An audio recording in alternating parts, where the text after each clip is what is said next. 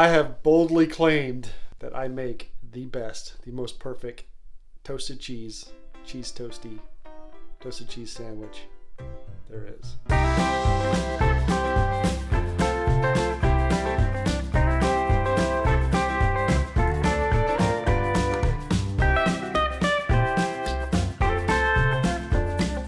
Step 1, start your fire. Only the healthiest, pastiest white bread will do. No wheat, no sourdough, no Texas toast, pasty white bread. Handle them very, very delicately. I was raised Amish. You cannot put fingerprints on it. This has to stay straight and true. Take the second ingredient, which is salted butter. Room temperature butter, so it's nice and smooth and soft, is the only thing that will work. If you do not have room temperature butter, give it up very lightly. Spread it across the whole piece and scrape off any excess. You see how the whole piece is covered lightly? That is perfect. Put that piece of buttered bread in your hand and you lay the other one on top very carefully and spread that very lightly with butter, making sure that you are not denting the surface of the bread. That is the most important part about making these toasted cheese sandwiches. I will show you what a dent in this bread does and why it's ruined at that point. Take the one piece of bread, throw it on your pan, your hot pan, butter down, and then you take one slice of American cheese, only American cheese, nothing else, the good old delicious, healthy processed cheese, and you lay that neatly on top of that bread in the center, and you throw your other piece on top, butter side up. Take your fork, carefully by just touching the edges, lift up to see if it is brown, and it is perfectly brown. This one is.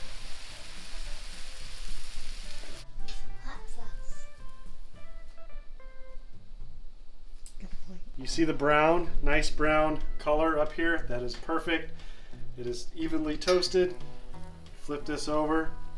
Nicely toasted, nice and even, no spots that aren't. That is the perfect toasted cheese sandwich that will go into the mouth of your child. When you take a bite of that, it should give you nice gooey cheese, soft. It's perfect. You're disgusting. Here. I don't want that no more. Make me a new one. This is why you have to be careful when you're handling the bread. Put a dent into it like that, this is what happens.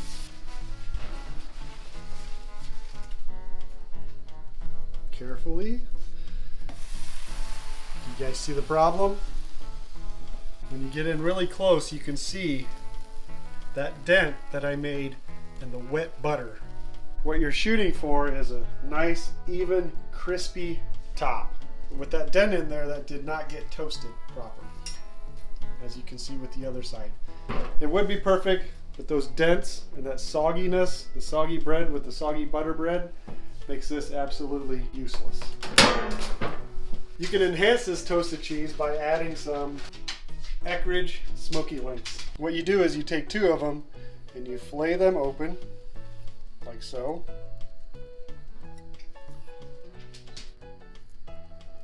Take some butter,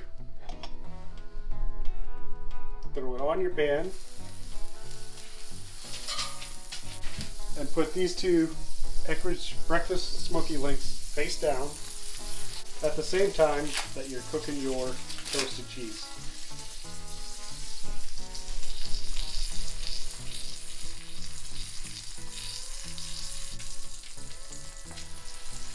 You see how perfectly that's brown every time? It's perfect. No dents. Nice, even toasting. You cook these separately so these heat up. As soon as these are hot enough, you add these.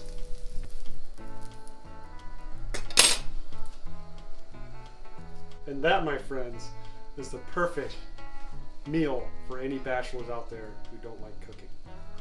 That's delicious. These little smoky links is it.